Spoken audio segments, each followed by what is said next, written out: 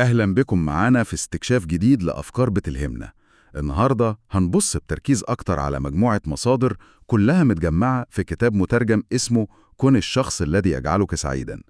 الكتاب ده اللي نشرته دار عصير الكتب هو تجميعة مقالات من كتاب مختلفين، بس كلهم تقريبا بيصبوا في فكرة واحدة: السعادة الحقيقية بتيجي منين؟ أو الأهم، إزاي نخلقها بنفسنا؟ فخلينا النهاردة نحاول نفهم أهم الأفكار والنصايح العملية اللي في المصادر دي، ونشوف إزاي ممكن نطبقها. أول حاجة، العنوان نفسه صادم شوية، مش كده؟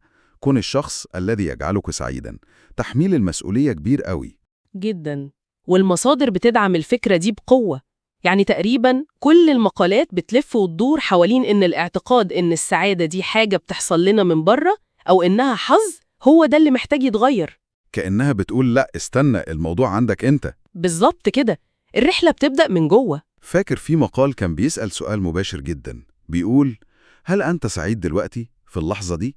السؤال ده مهم قوي. حسيت كأنه بيقول: يا جماعة، السعادة مش هدف بعيد بنجري وراه، ممكن تكون هنا ودلوقتي. فعلا، ودي نقطة بتربطنا بمفهوم تاني اتكلموا فيه كتير في علم النفس، اللي هو الفرق بين نوعين سعادة. في اللي اسمها هيدونيا، اللي هي المتعة اللحظية، يعني انبسطت عشان أكلت أكلة حلوة أو سمعت خبر كويس. تمام. وفي بقى اليودامونيا، دي اللي هي السعادة الأعمق، الرضا عن الحياة، تحقيق الذات، إحساسك إن لحياتك معنى. المصادر دي بتميل أكتر للنوع التاني ده. يودايمونيا، اللي هي السعادة المستمرة أو اللي ليها معنى أعمق. بالظبط كده. طب الواحد يعرف منين أصلاً إذا كان ماشي في سكة السعادة دي اللي هي اليودايمونيا؟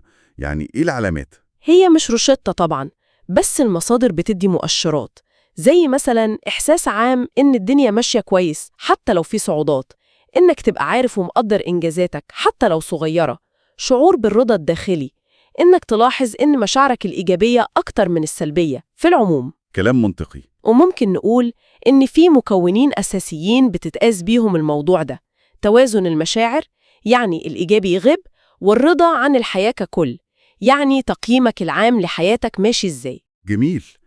طب بما إنها رحلة داخلية وكده، يبقى أكيد في خطوات عملية الواحد ممكن ياخدها. المصادر ركزت قوي على حتة العادات اليومية.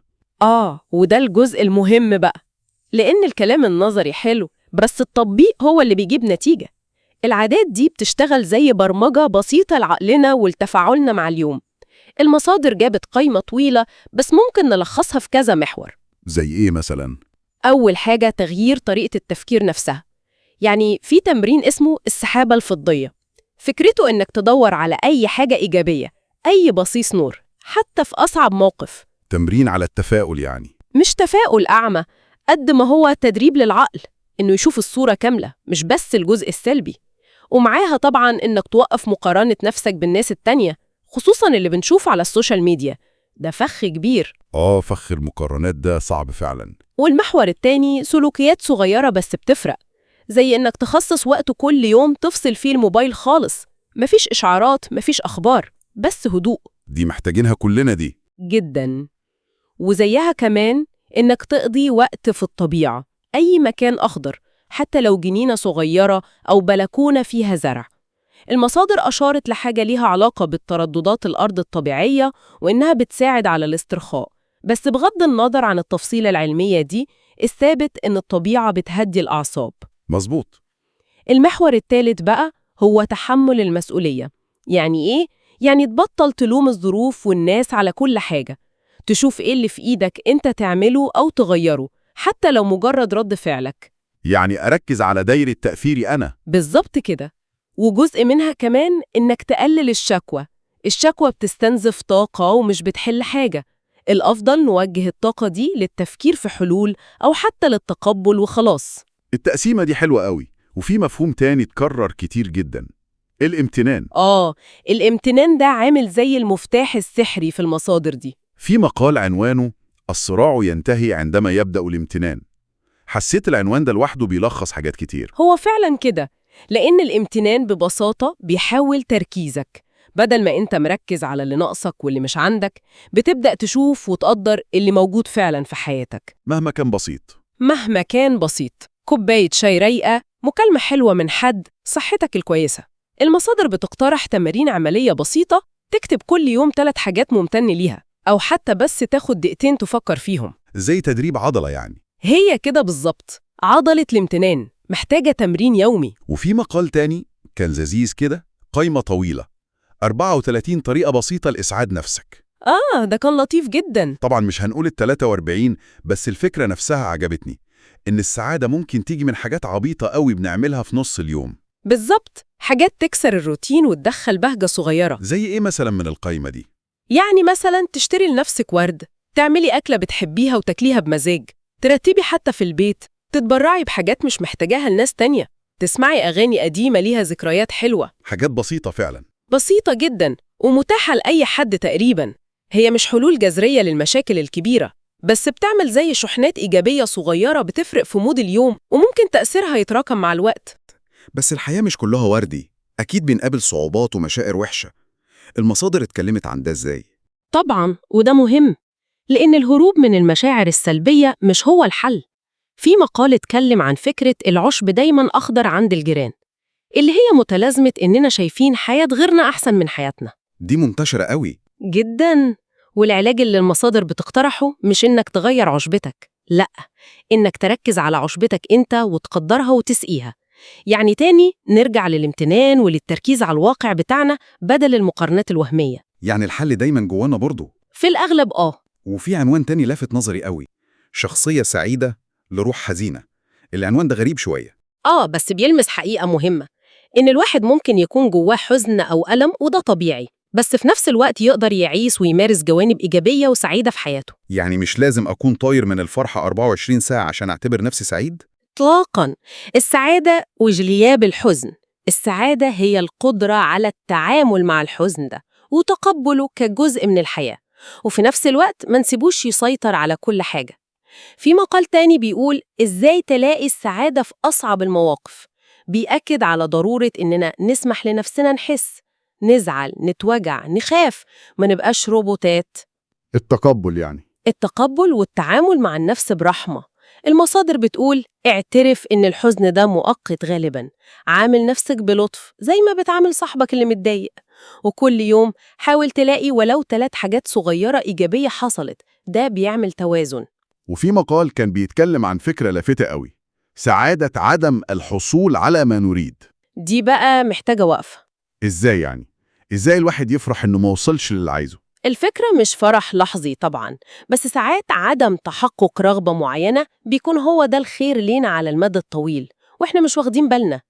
يمكن لو كانت اتحققت كانت هتقفل علينا سكة تانية أفضل، أو تدخلنا في مشاكل.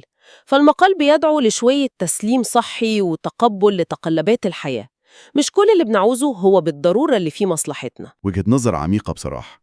المصادر قدمت كمان زي خلاصة كده، مفاتيح أساسية للسعادة، مقال لخصهم في 7. ال7 مفاتيح دول بيجمعوا خيوط كتير. ممكن نفتكرهم سوا؟ أكيد. أول حاجة الشغف، إن يبقى عندك حاجة بتحبها وبتحركك. تاني حاجة الطاقة، يعني تهتم بصحتك الجسدية عشان تقدر تكمل. تمام. تالت حاجة الحياة الاجتماعية الإيجابية، يعني علاقات صحية ودعامة. رابع حاجة إدارة التوقعات، ما تتوقعش المستحيل عشان ما تحبطش. منطقي. خامس حاجة وجود هدف أو معنى لحياتك.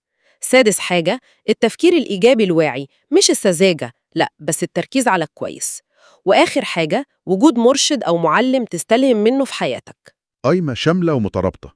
فعلاً، كل نقطة بتخدم على التانية. وعلى الناحية التانية بقى، عشان الواحد ياخد باله، في تحذيرات من أماكن غلط بندور فيها على السعادة. بالظبط، الفخاخ اللي بنقع فيها. زي إيه أشهر الفخاخ دي؟ المصادر حذرت من كذا حاجة شائعة، زي محاولة شراء السعادة بالفلوس والممتلكات. دي كلاسيكية أوي. جداً. أو الاعتقاد إن علاقة معينة، جوازة أو صداقة، هي اللي هتحل كل مشاكلك وتخليك سعيد. أو إنك تربط قيمتك وسعادتك كلها بشغلك ومنصبك وفلوسك بس. أو حتى الهروب بقى بالتلفزيون والسوشيال ميديا والأكل وكده. كل دي مسكنات مؤقتة، مش بتعالج السبب الحقيقي لعدم السعادة. يعني الرسالة اللي بتتكرر في كل ده، سواء في المفاتيح أو التحذيرات، إن الأساس جوه. المصادر الخارجية ممكن تساعد، تدعم، تبهج للحظات، لكن عمرها ما هتكون هي المصدر المستدام للسعادة الحقيقية. السعادة زي ما في مقال بيقول بوضوح هي اختيار، قرار بتاخده كل يوم. اختيار إيه بالظبط؟ اختيار طريقة تفكيرك، اختيار تركز على إيه، اختيار تمارس الامتنان، اختيار تكون رحيم بنفسك وبالناس. الحب والرحمة دول هم وقود السعادة الحقيقية. يبقى لو بنلخص رحلتنا النهاردة في المصادر دي، نقدر نقول إن الخلاصة واضحة: السعادة مش حظ ولا ظروف خارجية، قدر ما هي قرار ومسؤولية شخصية ومهارة بنتعلمها. بالظبط. وإن في أدوات وعادات بسيطة ومتاحة زي الامتنان وتغيير التفكير وقبول المشاعر والتركيز على اللحظة ممكن تعمل فرق حقيقي لو واظبنا عليها. الموضوع محتاج ممارسة وصبر. جداً. هي رحلة مش محطة وصول، وهيبقى فيها أيام حلوة وأيام وحشة، وده طبيعي. الأهم إننا نكمل نحاول ونطبق اللي يناسبنا. تمام قوي. طيب كل الكلام ده عن الشغل الجواني، الشغل على نفسنا من جوه، ده بيخليني أفكر في سؤال يمكن نسيبه كده للمستمعين يفكروا فيه: إزاي نقدر نوازن بين الشغل المهم قوي ده على عالمنا الداخلي، أفكارنا ومشاعرنا واختياراتنا، وبين إننا نتعامل بشكل صحي وفعال مع ضغوط وتحديات ومتطلبات العالم الخارجي اللي حوالينا، اللي ساعات كتير ما بنقدرش نتحكم فيها؟ سؤال مهم فعلاً. المعادلة الصعبة دي بين الداخل والخارج، إزاي نحققها؟